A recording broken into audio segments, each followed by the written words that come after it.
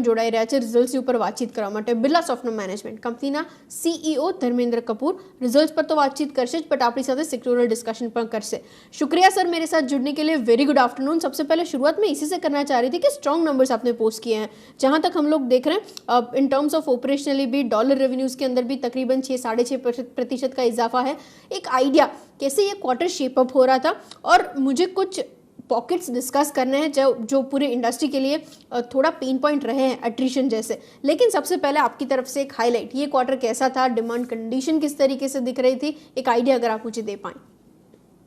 Thank you very much. I think ये quarter definitely बहुत अच्छा था हमारे लिए, क्योंकि अगर आप ग्रोथ देखें तो हमारे रेवेन्यू में 6.7% क्वार्टर ऑन क्वार्टर ग्रोथ था डॉलर टर्म्स में, जो कि 18.4% इज ईयर ऑन ईयर। अगर रुपी टर्म्स में देखें तो it was 7% growth that we have shown in this quarter. तो एक तो ये ग्रोथ की बात है। सेकंड, अगर देखा जाए तो ईयर ऑन ईयर हमारा पीएटी एंड हमारा एबिटा भी ऊपर गया। सेम क्वार्टर अगर हम कंपैरिजन करें पिछले साल से, तो हमारा 27.5% year on year it was up the EBITDA. At the same time, PAT was up 49.8%. तो हर हाल में ये अच्छा था। हमारा मार्जिन थोड़ा डिप किया because as you rightly said कि एट्रिशन काफ़ी ज़्यादा हो रहा है। हमने वेज हाइक भी दिया इस क्वार्टर के अंदर। तो अगर हम क्यूमुलेटिवली देखें तो हमारा 98 BPS एबिटा जो था डाउन था क्वार्टर ऑन क्वार्टर, बट अगर हम ईयर ऑन ईयर कंपैरिजन करें तो we are doing very well on every single parameter. अच्छा, ये एट्रिशन को कम्बैट करने के लिए कोई मेजर्स अगर आप ले रहे हैं वो मैं जानना चाह रही थी सर। और जहाँ तक मैं ठीक समझ रही हूँ आप ऑलरेडी जो वेज हाइक है वो भी ले चुके हैं, जिसका एक इफेक्ट हम लोगों ने देखा है मार्जिन्स पे। तो मार्जिन के फ्रंट पे मैं नेक्स्ट क्वार्टर में कैसे प्रदर्शन एक्सपेक्ट करूँ? क्वार्टर 4 FY21 का जो था वहाँ पे हम लोगों ने तकरीबन 17% के मार्जिन देखे थे। बैक टू दैट लेवल्स क्या एक्सपेक्ट कर सकती हूँ मैं? करेक्ट। अगर वेज हाइक का इम्पैक्ट देखा जाए तो जनरली मैक्सिमम इम्पैक्ट जो आता है वो पहले क्वार्टर में आता है, बिकॉज हम उसके बाद काम करना शुरू करते हैं कि कहाँ कहाँ पर हमें कॉस्ट रिडक्शन करना है, कौन कौन से lever we have to pull. And हम अपने क्लाइंट्स के पास भी जाते हैं कि कौन कौन सी सर्विसेज जो हैं ज़्यादा एक्सपेंसिव हो गई हैं, कौन से रिसोर्सेज हैं जो हम रोटेट कर सकते हैं, सो दैट हम लोअर कॉस्ट रिसोर्सेज को लाकर हायर कॉस्ट रिसोर्सेज को नई इंगेजमेंट की तरफ मूव कर दें। तो वो कई तरह के लीवर्स होते हैं जो हम लगाना शुरू करते हैं, जिससे कि कॉस्ट सेविंग हो जाती है। तो वेज हाइक से हमारा कॉस्ट ऊपर जाता है, फिर जैसे ही हम कॉस्ट सेविंग लीवर्स लगाते हैं उससे कॉस्ट धीरे धीरे कम आ जाता है। लेकिन मैक्सिमम इम्पैक्ट जो होता है वो फर्स्ट क्वार्टर में होता है जब हम वेज हाइक देते हैं। So that is behind us. Now हमें ये देखना है कि हम टैलेंट सप्लाई कैसे एफिशिएंट करें, क्योंकि ये जो एट्रिशन का इशू है या टैलेंट डिमांड का इशू है, ये एक इशू है जो हमारी पेंटअप डिमांड थी और पेंटअप एट्रिशन था, वो हमारा शायद सॉफ्टन हो जाएगा इस क्वार्टर के एंड तक, या ज्यादा से ज्यादा मार्च के एंड तक वो इट विल सॉफ्टन। तो थोड़ा सा उससे राहत मिलेगी। लेकिन अगर हम उसको लॉन्ग टर्म के अंदर देखें तो ये डिमांड काफी हद तक रहेगी। तो हमें ये देखना है कि हम अपनी टैलेंट सप्लाई को कैसे एफिशिएंट करें।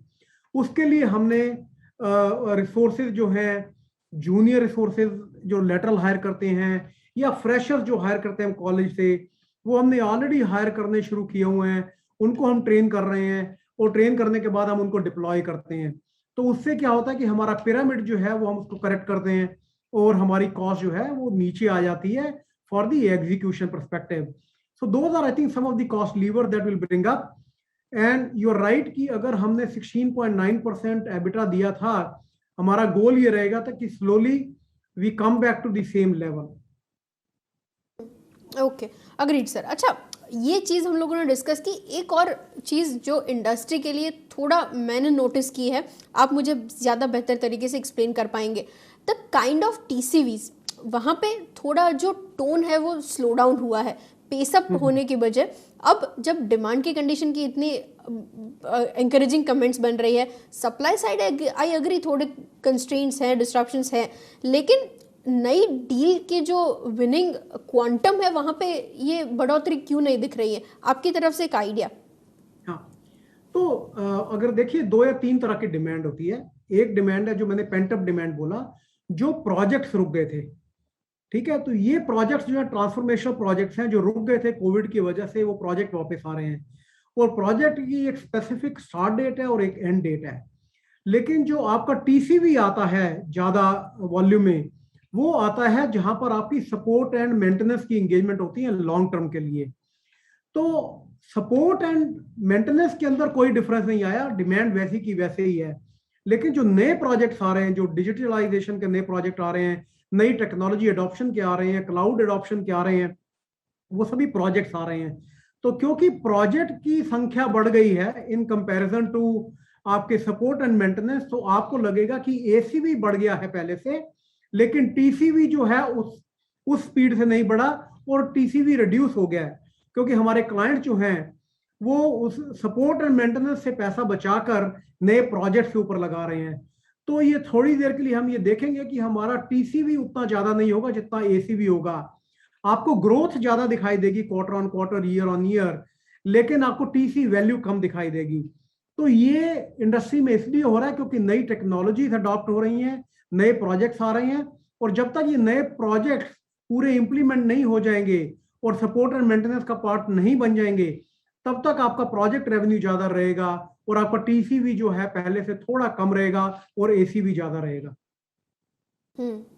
Okay, agreed. अच्छा, एक लास्ट चीज सर, जियोग्राफी वाइज यूरोप कब तक आप रिकवर होते हुए देख रहे हैं? क्योंकि हम लोग अमेरिका के अंदर एक अच्छा मोमेंटम देख रहे हैं, बाकी जियोग्राफीज के अंदर एक अच्छा ग्रोथ देख रहे हैं। यूरोप के अंदर वो विजिबली थोड़ा इम्प्रूव हुआ है, but kind of pre Covid levels तक कब तक पहुंच जाएंगे हम लोग?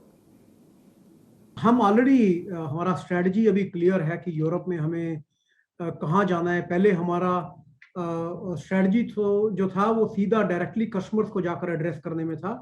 अभी हम पार्टनर्स के थ्रू भी जा रहे हैं। ग्लोबल कस्टमर्स जो हमारे यूरोप में हैं हम उनको भी एड्रेस कर रहे हैं। तो हमारा ट्रैक्शन बढ़ गया है, हमारी डील पाइपलाइन यूरोप में बढ़ गई है। लेकिन डील पाइपलाइन टू रेवेन्यू का 6 महीने का साइकिल होता है। तो जबकि हमने थोड़ा एडवांटेज देखना शुरू किया है, हमने पिछले क्वार्टर के अंदर 2 या 3 नए कस्टमर यूरोप के अंदर साइन किए, तो हमें ये अच्छा ट्रैक्शन दिखाई दे रहा है। लेकिन उनका रेवेन्यू जो है वो क्योंकि 1 क्वार्टर या 2 क्वार्टर के अंदर आना शुरू होता है and we start seeing the impact, तो मुझे लगता है कि अबाउट 6 महीने के अंदर हमारे को वो पॉजिटिव इम्पैक्ट दिखाई देना शुरू हो जाएगा।